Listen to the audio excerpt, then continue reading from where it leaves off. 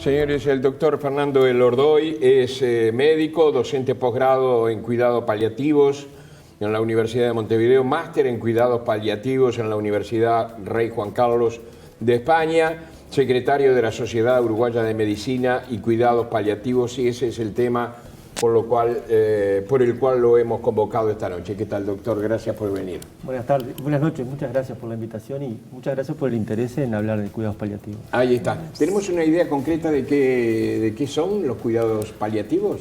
Sí, a mí personalmente me gusta más de definir qué hacemos en cuidados paliativos, porque qué son es una definición, ¿verdad? Pero sí. Qué hacemos es, bueno, acompañar al paciente y a la familia en la etapa final de la vida. Y la etapa final no quiere decir cuando está por fallecer, sino acompañarla en el sentido literal de la palabra, aliviando el sufrimiento.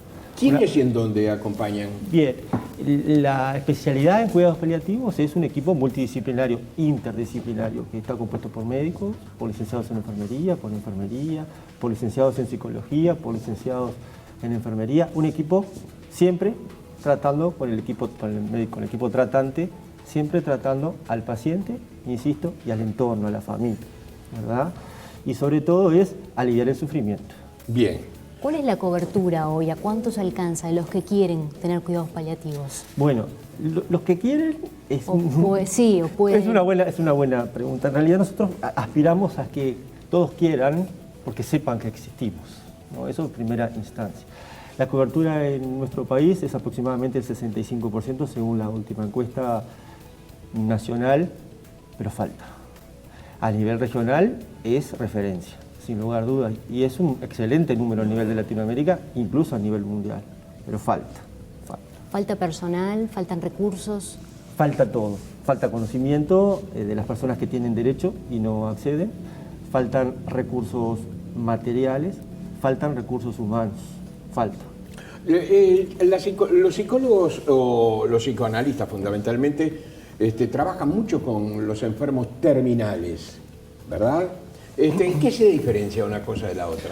Sí, nosotros tratamos de erradicar el término terminal, ¿no? Porque si uno se pone a pensar, la enfermedad terminal es la vida, ¿no? Nosotros cuando nacemos somos terminales. Y es un término que es un poco, no es agresivo el término, pero es un poco... hablamos de enfermedades amenazantes para la vida. Sí, está bien. No para corregirlo, sino todo lo contrario. Yo voy a seguir diciendo terminal. No, igual, perfecto, está perfecto, sino en el sentido de asumir que estamos en el final de la vida. Los psicólogos asumen un rol fundamental. También tienen que estar formados en cuidados paliativos, porque la orientación en cuidados paliativos es entender que el final de la vida es próximo, contener a la familia y contener al paciente, sobre todo al paciente cuando está consciente que va a fallecer. Ayudarlo a cerrar ciclos vitales, ayudarlo a aliviar el sufrimiento. Y el sufrimiento, todos nosotros nos pasa que cuando nos avisan que tenemos una enfermedad y si somos conscientes, sufrimos. Y lo que le quería decir, que hoy no le dije, lo que es los cuidados paliativos, en lo que es aliviar el sufrimiento, nos referimos a sufrimiento en todas las esferas, humanizada, ¿verdad? A la esfera psicológica, que es lo que usted decía, Jorge, a la esfera física, el dolor, la falta de aire, a la esfera emocional y a la esfera espiritual. Espiritual no necesariamente religiosa, sino trascender, dejar un legado, dejar algo en la vida. Y eso es cuidados paliativos. Es una medicina, es una forma de encarar desde la perspectiva de que el paciente se le alivie el sufrimiento. Todos sufrimos. Aceptar que sufrimos, entender que sufrimos, validar el sufrimiento y poder ayudarlo, ¿verdad? Para que la persona se vaya libre o lo más libre posible de sufrimiento. En nuestro país, antes de llegar a esa fase de la vida, uno puede por voluntad anticipada decidir qué es lo que quiere hacer en esa instancia, ¿no? No mucha gente en realidad va por ese camino, no sé si es por falta de información pero lo cierto es que uno puede decidir sobre ese tramo de la vida previamente, ¿no? Bueno, ¿qué sucede con las personas que van por la voluntad anticipada? ¿Piden los cuidados paliativos en ese tramo? Yo le agradezco la pregunta porque el Uruguay tiene una rica legislación en lo que tiene que ver a la voluntad anticipada. La voluntad anticipada es decidir no recibir tratamientos fútiles y uno lo puede hacer y lo puede revocar y basta con que esté escrito en la historia. En la historia clínica, el médico, no es necesario escribano, no es necesario nada, eso ya es un documento legal. Los cuidados paliativos son un nivel más de asistencia, es una especialidad más. Si el paciente tiene criterio de ingresar a CTI, va a ingresar. Ahora, si el paciente tiene ingreso, no tiene criterio de estar en una unidad de cuidados intensivos, va a ingresar o va a estar lo que tiene que ver los cuidados paliativos. No debería pedirlo el paciente, debería ser una opción de los médicos o del equipo tratante derivar a cuidados paliativos para hacer esta contención. Una derivación precoz, ¿verdad? No una derivación que está ¿En todas las instituciones se presta, digamos, esto de los cuidados paliativos? Es muy heterogéneo. Sí. Porque hay una ley que está en la mitad aprobada, falta la mitad de la aprobación, ¿verdad? Sí, le agradezco la pregunta porque la ley salió en diciembre del 21 en la Cámara de Diputados, estamos esperando la aprobación del Senado.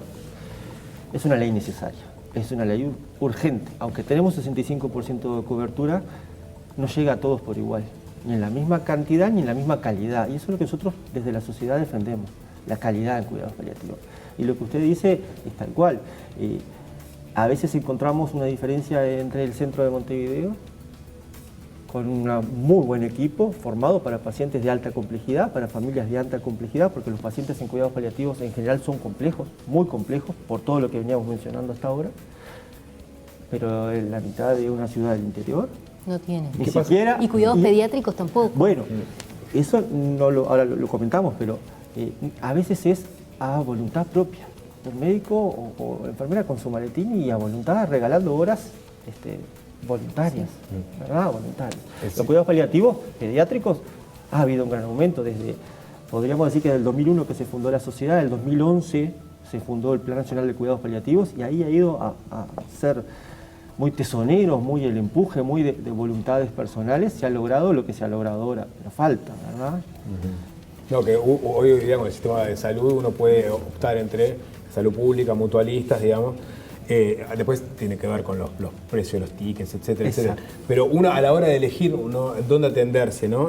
La oferta de cuidados paliativos de las instituciones pesa. ¿Dónde está? Por ejemplo, salud pública tiene cuidados paliativos a lo largo y ancho del país. Hay mutualistas que no lo tienen. Sí, ACE tiene, bueno, en Uruguay, en Montevideo, perdón, tiene equipos de referencia. El Hospital Maciel, por ejemplo, es uno de ellos. El Hospital Maciel es centro de referencia y el Hospital Pereira Rosell es centro de referencia. Además, ahí están funcionando, y eso es una buena noticia, desde hace muy poquito tiempo, unidades académicas de la Universidad de la República.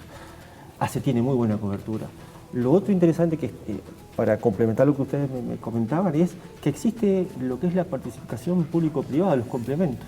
Hay unidades muy buenas en San José, en Maldonado, donde ACE pone, por ejemplo, una parte y la mutualista pone otra y se complementa. De repente la mutualista no llega hasta cierto lugar y el móvil lo pone la mutualista. Eso hay que explorarlo, hay que avanzar, hay que ir un poco más sobre eso. ¿Pero entonces la cobertura es en el interior del país, sobre todo? Exacto, sobre todo para eso. En Montevideo, como ustedes saben muy bien, se concentra todo a 3 cuadras de acá, porque es así. Sí. Sin embargo, en el interior esto es muy interesante. Hay experiencias en San José, donde nosotros tenemos el gusto de conocer, experiencias excelentes, donde móviles de ACE que tiene una policlínica bien lejos de la capital, San José en particular es uno de los que tiene más centros poblados, ¿no? Y puede llegar con cuidados paliativos a personas que lo necesitan. ¿Y cómo lo hace? A través de esta complementación. Es un derecho humano, ¿no? Exacto. Eso es un derecho humano. Un derecho humano... Está admitido como un derecho humano. Ineludible. Todos tenemos derecho a poder morirnos con calidad de vida. Ahí está. Y con el proyecto de ley, ¿cómo se garantiza ese acceso? Bueno, justamente, al ser un derecho humano garantizado por una ley, no hay normas jurídicas, solamente la Constitución, no hay normas jurídicas por encima de una ley. Y si bien con toda esta problemática que estamos conversando, creemos que el peso de la ley, que no quede en un papel escrito, porque eso es letra muerta, ¿verdad?, sino que se lleve a la cancha, puede apoyar estas iniciativas que hablamos, la participación público-privada, el incentivo. Incentivar a las mutualistas para que contraten personal. Y una cosa que me gustaría comentarles es que hay otro mito, hay muchos mitos en cuidados paliativos, seguramente no tengamos tiempo para verlos todos, pero que son caros. Una de las cosas que nos decían en la Cámara de Diputados cuando nosotros íbamos a conversar es: ¿y cuánto va a salir esto? Claro. Es lamentable hablar de dinero cuando estamos hablando de la vida de las personas, pero nos decían eso. Todos los trabajos a nivel mundial, muchísimos trabajos, que yo no los traje hoy, pero los hay, se los puedo dejar con mucho gusto, hablan de que bajan muchísimo el costo económico, pero mejora mucho la calidad de vida, porque muchas veces el paciente quiere fallecer en su cama, en su casa, agarrado de su familia. No solo. No solo.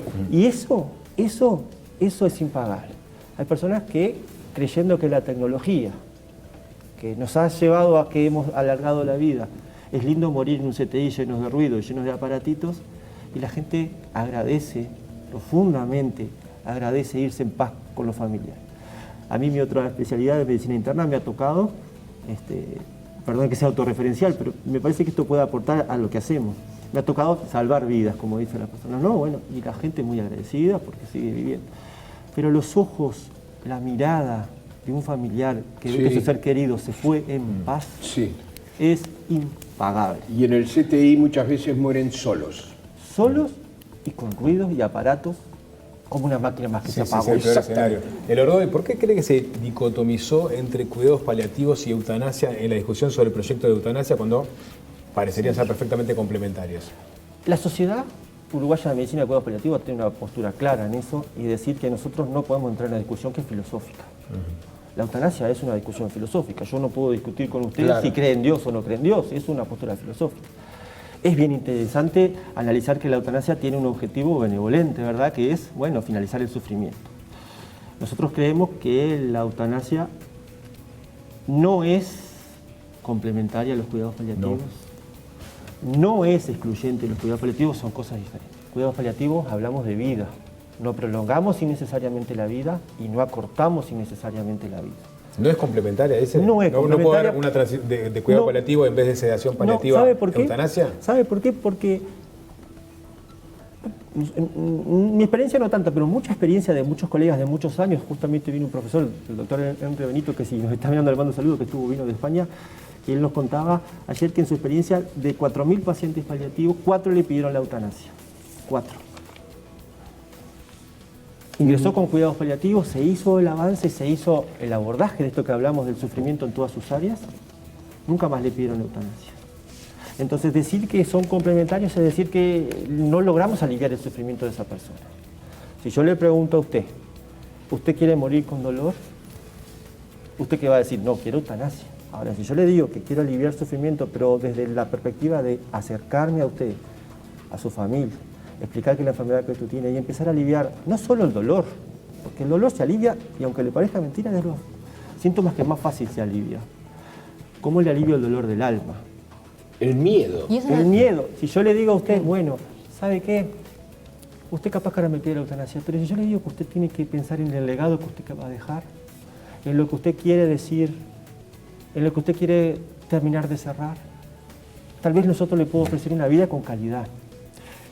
No estoy en contra de la eutanasia, no estoy discutiendo eso. Lo que estoy diciendo es que no son complementarios. ¿Y el intermedio, que es la sedación paliativa? Que es eso sí, se saca de... eso sí. Y eso le agradezco nuevamente la pregunta porque la sedación paliativa es una indicación médica. Los cuidados paliativos, con todo esto que venimos hablando, no es simplemente que somos buena gente, que creemos que somos, pero bueno, eso es para otra discusión. Pero somos un equipo académico, bien formado, científico, seguimos un rigor científico, seguimos el método científico. No es yo le voy a poner tal cosa porque a mí me parece, sino vamos a utilizar tal fármaco a tal dosis con tal intención. La sedación paliativa es una herramienta formidable que tenemos en cuidados paliativos. Jamás se seda a un paciente para acabar su vida. Los fármacos no son letales a diferencia de la eutanasia. La eutanasia, ¿qué hace? Deliberadamente acaba con la vida del paciente. ¿Pero se vuelve la sedación paliativa? Bueno, la sedación tiene diferentes formas.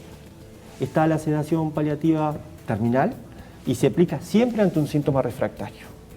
Por ejemplo, una disnea, una falta de aire, que el paciente no puede controlar y no lo logramos controlar, lo sacamos del ambiente. Y sabemos que el paciente va a fallecer igual. O fallece ahogándose, disculpe lo televidente lo directo, pero para que se entienda, o fallece dormido. Pero el paciente va a fallecer en pocas horas, igual. Distinto es cuando puedo hacer una sedación intermitente. Puedo iniciar la sedación por un síntoma refractario, tratar de controlarlo y volver a levantarlo. Eso es una sedación paliativa intermitente. Entonces le agradezco mucho la pregunta porque esto ayuda a la gente a decir, vienen con el cóctel, vienen con... Bueno, no existe el cóctel, nosotros no utilizamos... Y ¿No existe el cóctel? No existe el cóctel. Y a mí siempre me gusta hablar con los pacientes. Hoy tuve una experiencia, una chiquilina muy joven que falleció, estaba muy mal. Pudimos tener una reunión con la familia, con el esposo, una chiquilina de 30 años, un cáncer de mama, una familia muy dolorida, que no se lo esperaba que fuera tan de golpe, si bien todos pensaban que... Y terminamos abrazados. Y le aliviamos el sufrimiento. La chiquilina estaba ahogada. Y no fue eutanasia. Necesitó eutanasia. Y todo este proceso que tuvimos con ella, la acompañamos. Cerró cosas. Su marido recién casado. Logramos que pudiera hacer todo lo que tenga que hacer. Y no terminamos con la vida de su paciente, de su familiar. Doctor Fernando Elordoy, gracias por acompañarnos esta noche. Ha sido muy bueno escucharlo. Resulta corto, pero seguramente este tema volverá en alguna ocasión. El agradecido soy yo y nuevamente les agradezco por el interés y sobre todo por las preguntas, porque esas preguntas es la que nos hacen día a día y espero, estoy a la disposición para lo que ustedes precisen. Hasta muy pronto.